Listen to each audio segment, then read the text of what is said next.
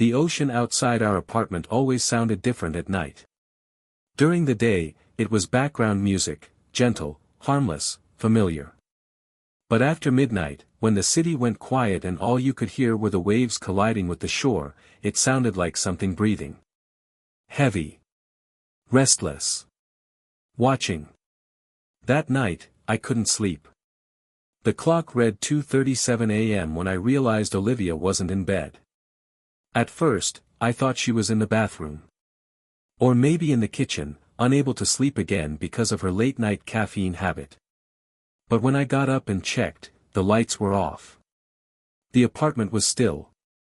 Only the faint hum of the fridge and the soft hiss of the sea came through the windows. Her phone wasn't on the nightstand. My chest tightened, a strange unease prickling the back of my neck. It wasn't the first time she'd stayed up late. She worked in real estate, sometimes answering clients in different time zones. But this was different. There was something off about the air tonight, something that felt dishonest. I stood by the glass doors leading to the balcony, staring out over the faint line of the ocean. And that's when I saw her, down on the sand, alone. At least, I thought she was alone. Olivia was standing near the water, her white silk robe fluttering in the wind, phone pressed to her ear. She was laughing, not her usual soft, polite laugh, but the kind she used to have years ago. Carefree. Warm. The laugh she used when she was still in love with me. Then she turned slightly, and I saw her smile at whoever was on the other end. And my stomach turned to stone. We met 12 years ago, both of us new to Miami. I just started a small architecture firm, she was a leasing agent trying to climb her way up the real estate ladder. She was ambitious, bright, always dressed like she was auditioning for a movie, and I fell for her instantly. We built a life together from nothing, one-bedroom apartment, take-out dinners on cardboard boxes, plans whispered in the dark about someday buying a house near the water. By year 6, we had it all, a condo on the beach, 2 cars, expensive vacations, friends who envied us. And then, the silence began. Little things. Missed dinners. I'm just tired. Phone turned face down. Messages she'd laugh at and swipe away too quickly. I told myself it was stress, work, anything but the obvious. But that night on the beach, watching her laugh into her phone at 3 a.m., I knew. I didn't need proof yet, my body already understood what my mind refused to. The next morning, Olivia acted like nothing happened. She made coffee, hummed to herself, kissed my cheek. "Did you sleep?" she asked. "Not really," I said. She smiled faintly. "You should stop reading those work emails before bed. It messes with your head." I nodded, but my eyes followed her as she walked into the bedroom, noticing how she typed quickly on her phone, then turned the screen away from me. That's when something in me switched. Quietly. Not anger, not yet. Just a slow-burning clarity. I would find out the truth. Miami in July is a furnace. The humidity sticks to your skin, and the sun feels like it's punishing you for something. But even the heat couldn't distract me from what I started to see. New perfume on her dresser, something floral and expensive. Receipts for lunch meetings, in places she never took clients. A tan line on her ring finger after she forgot to wear her ring for a week. She started going to the gym more often. New clothes. New lingerie I hadn't seen before. And one night, when she thought I was asleep, I heard her whisper on the phone. "I can't talk right now, he's here." That "he" was enough to end something inside me. I installed a tracking app on her phone. It wasn't hard, we shared an Apple ID for years, and she never changed the password.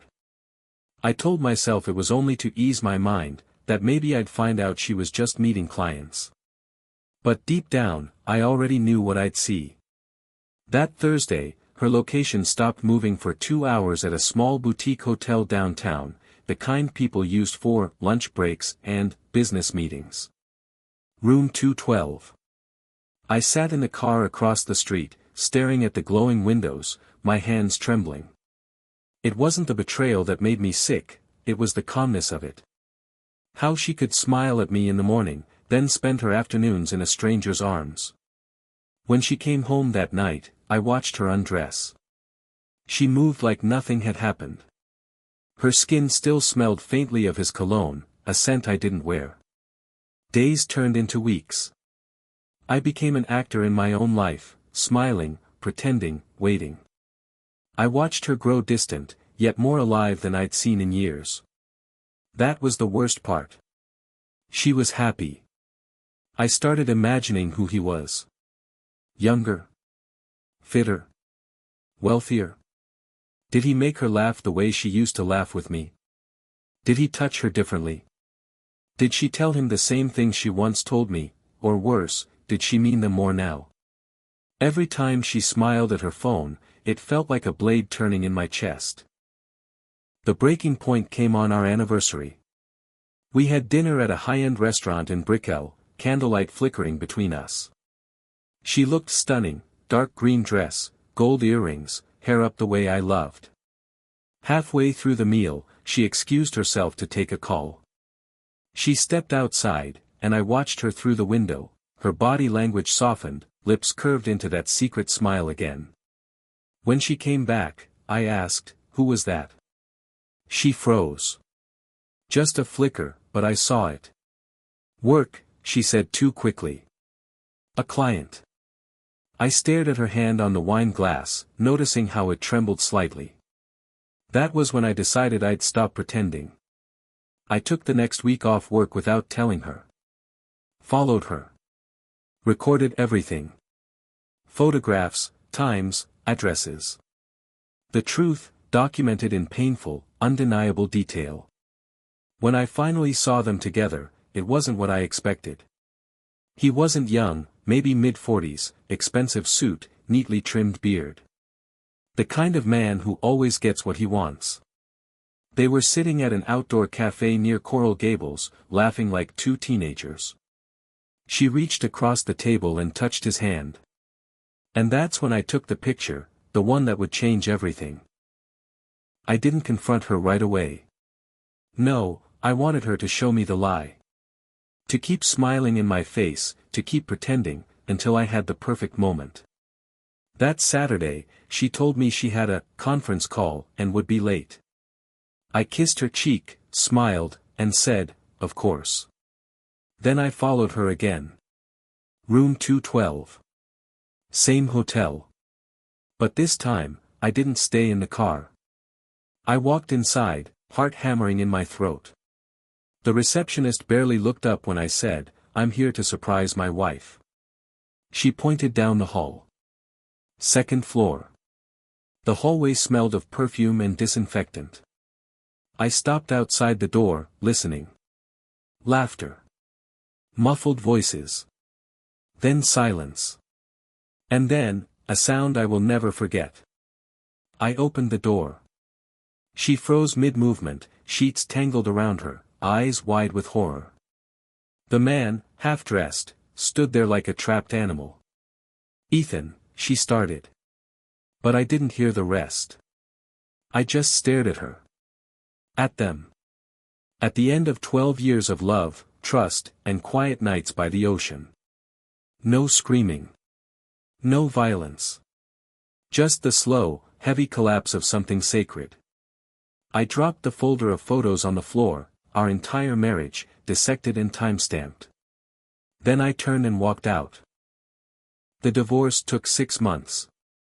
She tried to apologize, to explain, to cry, but the tears came too late. She said she didn't mean to hurt me, that it just happened. But betrayal doesn't just happen. It's built, one choice at a time. I didn't ruin her reputation. Didn't expose her to friends or family. Revenge didn't feel satisfying anymore. Silence did. I sold the apartment, moved to a small house near Key Largo. Sometimes, I still wake up at night to the sound of the ocean, heavy, restless, breathing. But now, it doesn't sound like it's watching me. It sounds free.